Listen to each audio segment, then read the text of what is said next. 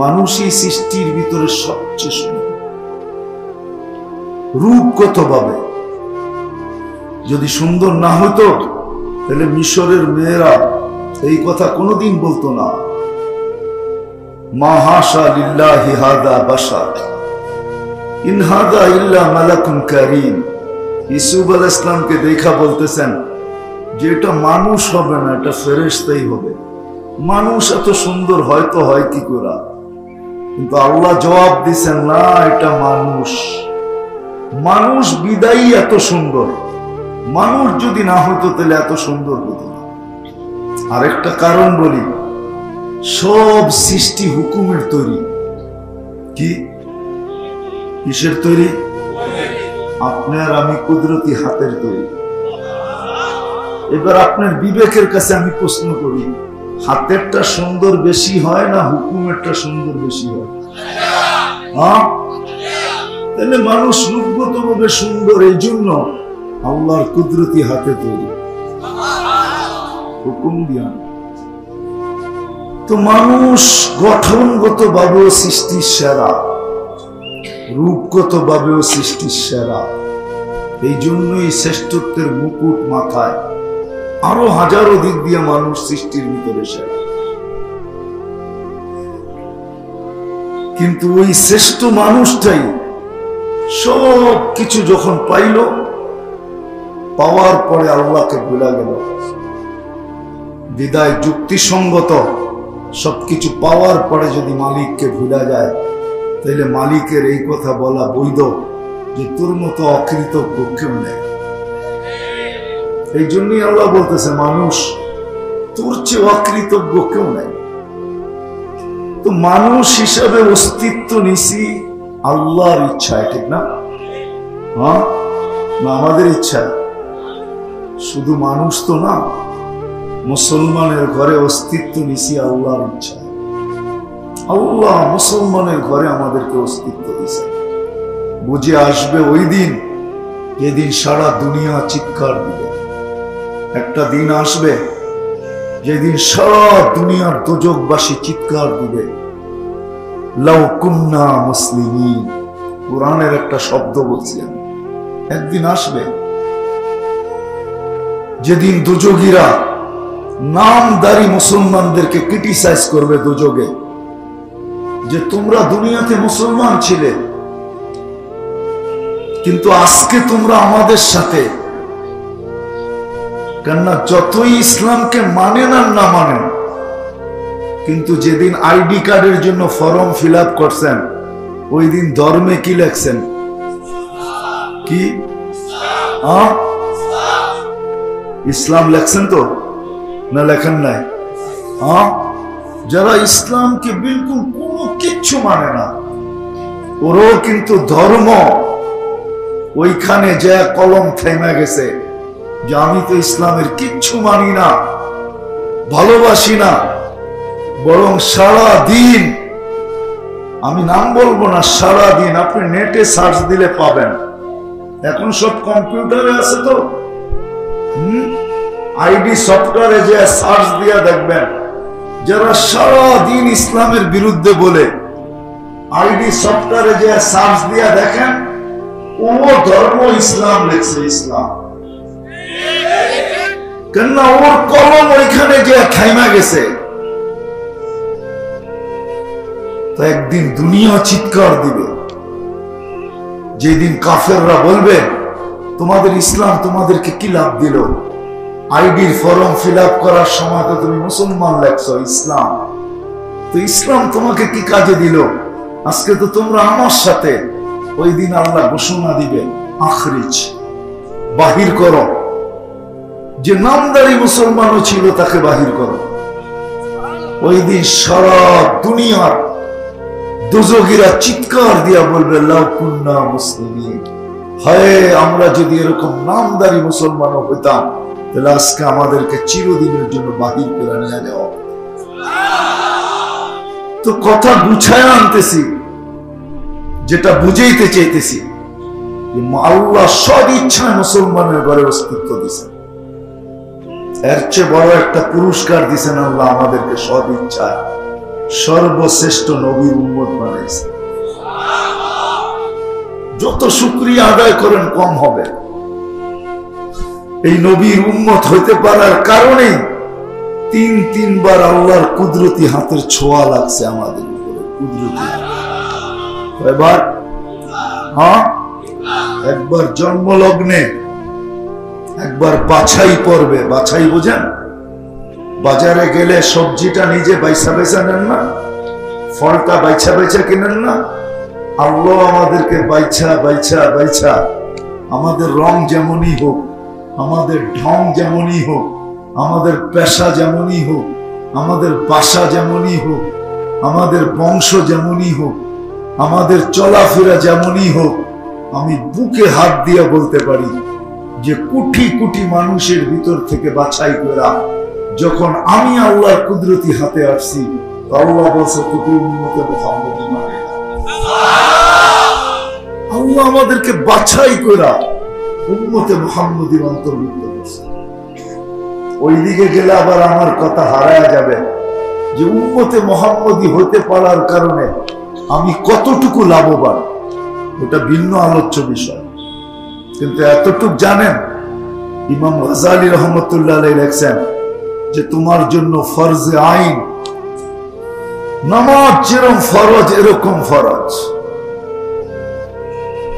এরকম ফরজ যে তুমি উম্মতে মুহাম্মদী হইতে পারছো, এটার জন্য শুকরিয়া আদায় করা ফরজ যে আল্লাহ উম্মতে মুহাম্মদী বানাইছে। যেটা বুঝাইতেছিলাম যে নিজেকে মানুষ ভাবে বা মানুষ হিসাবে পরিচয় দেয়, তার সামনে দুটা রাস্তা উন্মোচিত, খোলা, সুস্পষ্ট কথা, দুটা রাস্তা। এই ছোট জীবনটা দ্বারা, এক নম্বর এই ছোট জীবনটা দ্বারা, 60-70 বৎসরের জীবনটা দ্বারা আপনি এই দুনিয়াটায় গুছাইতে পারেন, দুনিয়া গুছাইতে পারেন বা গুছানোর জন্য দৌড়াইতে পারেন। এটা হলো একটা রাস্তা। 60-70 বৎসরের জীবন, 60 সানা ও 70 সানা, 60-70 বৎসর ইচ্ছা স্বাধীনতা দিচ্ছেন বিদায়। দুটা রাস্তা আমাদের সামনে উন্মোচিত। ইচ্ছা স্বাধীনতা দিচ্ছেন বিদায়, কোন সৃষ্টিকে আল্লাহ ইচ্ছা স্বাধীনতা দেন নাই। এই জন্য মাঝে মাঝে আল্লাহ আমাদের দৃষ্টি আকর্ষণ করেন, সারাদিন নিচে চায় হাঁটিস না, মাঝে মাঝে আকাশটাও দেখিস, দূরত্ব কতটুকু, কোথাও খুঁটি নাই। যদি আমি ওটাকে ইচ্ছা দিয়া চালাইতে পারি, হুকুম দিয়া চালাইতে পারি, ইচ্ছা স্বাধীনতাকে হরণ করে চালাইতে পারি, তো মানুষ তোকেও চালাইতে পারি। কিন্তু ইচ্ছা স্বাধীনতা দিছেন বিদায় কিচ্ছু বলে না, পক্ষে বললেও কিছু বলে না, টকশোতে বইয়া বিরুদ্ধে বললেও কিচ্ছু বলে না। ইচ্ছা স্বাধীনতা দিছেন এর জন্য কিচ্ছু বলেন না। আল্লাহ বলে ওকে আমি ইচ্ছা স্বাধীনতা দিই নাই, মানুষ তোকে দিছে। বলছে আকাশটা যদি বুঝে না আসে তো উনদুরিলা শামসি ওয়া শুআইহা, সূর্য দেখার কিরণ দেখ, সূর্যকেও আমি ইচ্ছা স্বাধীনতা দিই নাই, তোর দুনিয়ার থেকে 13 লক্ষ গুণ বড়, পার ঘন্টায় 6 লক্ষ কিলোমিটার বেগে দৌড়াইতেছে, 365 দিন 365 কক্ষপথে উঠতেছে আর ঢুকতেছে। আমাকে ইচ্ছা স্বাধীনতা দিই নাই, মানুষ তোকে দিছি। ইচ্ছা করলে তোকেও আমি ইচ্ছা স্বাধীনতা না দিয়া ওর মতো চালাইতে পারতাম। এটাও যদি বুঝে না আসে তবু আল্লাহ বলতেছে উনদুরিলাল জিবালি ওয়া ইস্তিকরারিহা, পাহাড় দেখার স্থিরতা দেখ, পাহাড়কেও আমি ইচ্ছা স্বাধীনতা দিই না। উনদুরিলাল বিহারি ওয়া আমওয়াজিহা, সমুদ্র দেখার তরঙ্গমালা দেখ, ওটাকেও আমি ইচ্ছা স্বাধীনতা দিই না। উনদুরিলাল আরদি ওয়া ইত্তিসাইহা, দুনিয়ার জমিনকেও আমি ইচ্ছা স্বাধীনতা দিই না। জিবরিলকে দেই না, মিকাইলকে দেই না, কোন সৃষ্টিকে আল্লাহ ইচ্ছা স্বাধীনতা দেন না, শুধু আপনাকে আমাকে দিয়েছেন। তো ইচ্ছা স্বাধীনতার কারণে আপনার কাছে রাস্তা খোলা, উন্মোচিত। 60-70 বছরের জীবনটা দিয়া এই দুনিয়াটাকে গুছাইতে পারি। কিন্তু সত্য এটাই, যেখান থেকে আসছি এইখানে চলে যাব। এইখানে থাকার সুযোগ কারো ছিল না, আসে না থাকবে। যদি সুযোগ হইতো তাহলে একজনের ছিল। কবি এটাই বলেন, লাউ কানাতিদ দুনিয়া মুখাল্লাদা, দুনিয়া যদি চিরদিন কারোর জন্য হতো তাহলে মা মাতা মুহাম্মাদা, মুহাম্মদুর রাসূলুল্লাহ সাল্লাল্লাহু আলাইহি ওয়াসাল্লাম কোনদিন দুনিয়া ছেড়ে যেতেন না। উনি চিরদিন দুনিয়া থাকতেন, কেননা ওনার জন্যই এগুলা তৈরি, ওনার জন্যই, ওনার কারণেই জগৎটা তৈরি। সৃষ্টির সর্দার উনি চিরদিন থাকতেন। উনি যখন থাকেন নাই, আপনার আমার থাকার সুযোগ নেই। আবারও বলতেছি, 60-70 বছরের প্রথম ধারা, নিয়ম, প্রথম রাস্তা, 60-70 বছর দিয়ে এই দুনিয়াটাকে গুছাইতে পারি বা গুছানোর জন্য দৌড়াইতে পারি। কেউ হয়তো গুছায় ফেলে আর কেউ দৌড়াইতে থাকে। দুনিয়ার জীবনটাকে আমি গুছাইতে পারি, এটা হলো প্রথম ধারা। আল্লাহ ইচ্ছার স্বাধীনতা দিছেন বিদায়, এই ইচ্ছা আমাকে দিছেন, স্বাধীনতা দিছেন, তুমি গুছাইতে পারো, কিচ্ছু বলবো না। আরেকটা হলো এই ছোট জীবনটা দ্বারা ওটাকে গুছানো, আখিরাতকে গুছানো। দুনিয়ার গুছানোর সাথে সাথে আখিরাতটাকে গুছানো, আখিরাতকে গুছানো, শুধু দুনিয়া গুছানো না। কারণ আবারও বলতেছি, চলে যেতে হবে আল্লাহর কাছে। অস্তিত্ব উনিই দিছেন এক ফোঁটা পানির থেকে। যা কিছু আজকে আছে উনারই দেওয়া আছে। নাইলে একটা বাচ্চা যখন মার পেটের থেকে জন্ম নেয়, মার পেটের থেকে যখন একটা বাচ্চা জন্ম নেয়, তখন সামনে রেখে একটু ভাবেন যে সে কেমন নিশ্চয়। আমরাও এরকম নিশ্চয়ই ছিলাম মার পেটের থেকে যখন আসছি। সাজাইছে কে? আল্লাহ সাজাইছেন। আস্তে আস্তে আল্লাহ সাজাইছেন আমাদেরকে। এই জন্যই তো মানুষ যখন সঠিক জিনিসকে ভুলা যায়, আল্লাহকে ভুলা যায়। মান আরাদা আন্নী নাদাইতুহু মিন কারীব, তা আল্লাহ কাছের থেকে এসে ডাকতে থাকে। এটা আল্লাহর প্রশ্ন। আমা কুনতা সগীরা, তুই কি একটু ভাবিস না তুই কিরকম ছোট ছিলি? আল্লাহ আমাদেরকে প্রশ্ন করতেছেন, আমা কুনতা সগীরা, তুই কি একটু ভাবিস না কেমন ছোট ছিলি? আমা কুনতা যায়ীফা, তুই কি একটু ভাবিস না মার পেটের থেকে যখন আসছিলে তো কেমন দুর্বল ছিলে? আমা কুনতা জাহিলা, তুই কি একটু ভাবিস না যে মার পেটের থেকে যখন আসছিলাম তো আমি কেমন অজ্ঞ ছিলাম? আজকে তো ডিগ্রি লিখতে লিখতে পৃষ্ঠা শেষ, ঠিক না?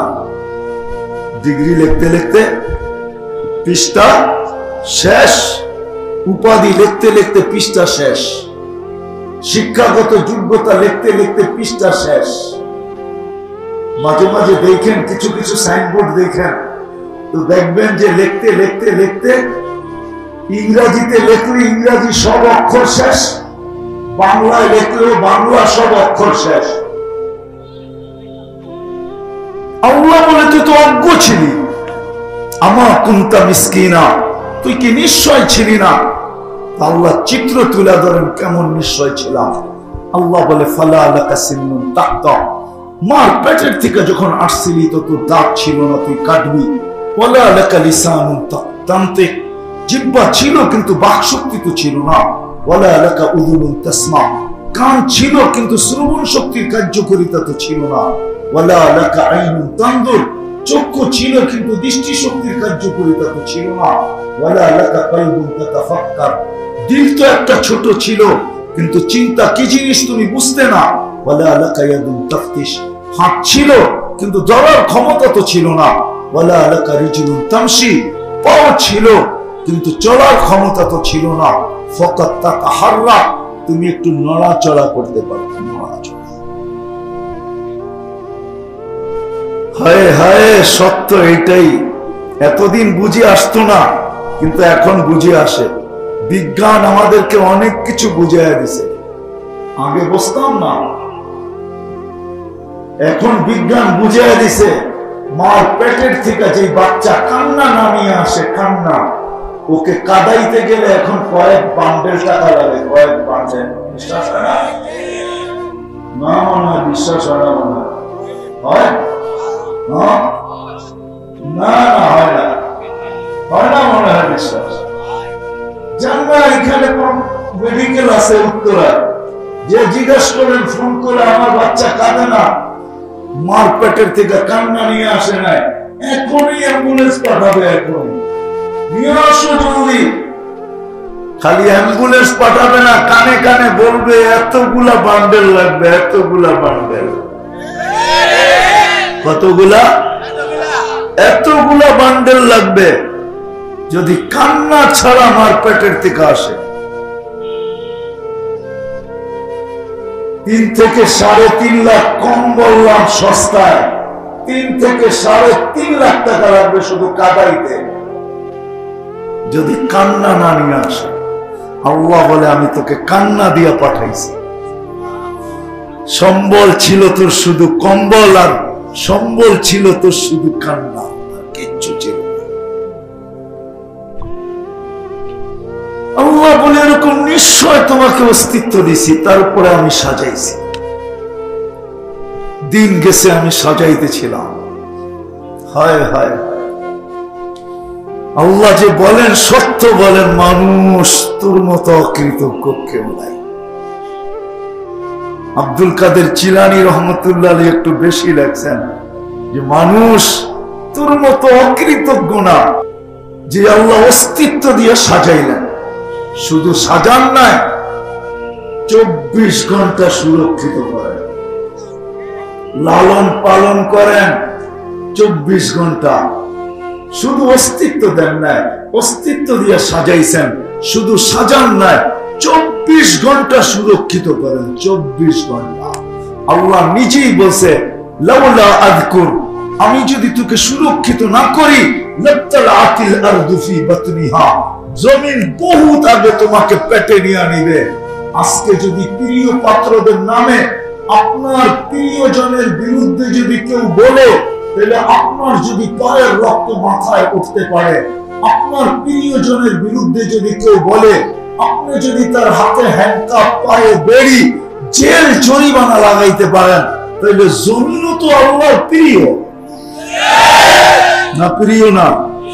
হ্যাঁ, জমিন আল্লাহর নাফরমানি করে। আল্লাহ বলে আমি যদি তোকে সুরক্ষিত না করতাম, তাহলে জমিন বহুত আগে তোকে পেটে নিত। লাতালাতিল আরদু ফি বাতনিহা, লাআদরাকাতিল বাহরু ফি কারিহা, সমুদ্র বহুত আগে তলদেশে নিয়ে নিত। লাআহলাকাতিল মালাইকা, ফেরেশতা জাগাতটা জায়গায় সাইজ করত, জাগাতটা জায়গায় 1 ইঞ্চি নড়তে দিত না। আমি চোখে দেখা বলতেছি, কোরআনে যত ধ্বংস স্তূপের কথা বলা আছে, 2-1টা বাদ যাবে মনে হয়, বাকি সব আমার চোখে দেখা আছে। আল্লাহ আমাকে সব ঘুরায় ঘুরায় দেখাইছেন। এই জন্য বলতেছি জোর দিয়া, ফেরেশতা জায়গাটা জায়গায় ধ্বংস করে দিত, কিন্তু আল্লাহর জন্য পারেন না। আল্লাহ বলে 24 ঘন্টা তোকে সুরক্ষিত করি, হেফাজত করি। শুধু হেফাজত না, সুরক্ষা না, আল্লাহ বলে 24 ঘন্টা তোকে লালন পালন করি। একটা উদাহরণ দেখাই, উদাহরণ। এখানে কতগুলা লোক বসা, ঠিক না? শ্বাস প্রশ্বাস নিতেছেন না? নিতেছেন না? হ্যাঁ, আচ্ছা, নেন কোনটা? পিওর অক্সিজেন, ঠিক না? ছাড়েন কোনটা? হ্যাঁ, ওটা কি দূষিত না ভালো? কিন্তু নেওয়া ছাড়ার ভিতরে দূরত্ব কতটুকু? ছাড়লেন আর নিলেন, দূরত্ব কতটুকু? দূরত্ব বোঝেন? কে জানি বললো 1 সেকেন্ড, ন্যানো সেকেন্ড, আধা সেকেন্ড, আধা সেকেন্ড। বলেন এই দূষিতটাকে এখান থেকে আউট কে করে?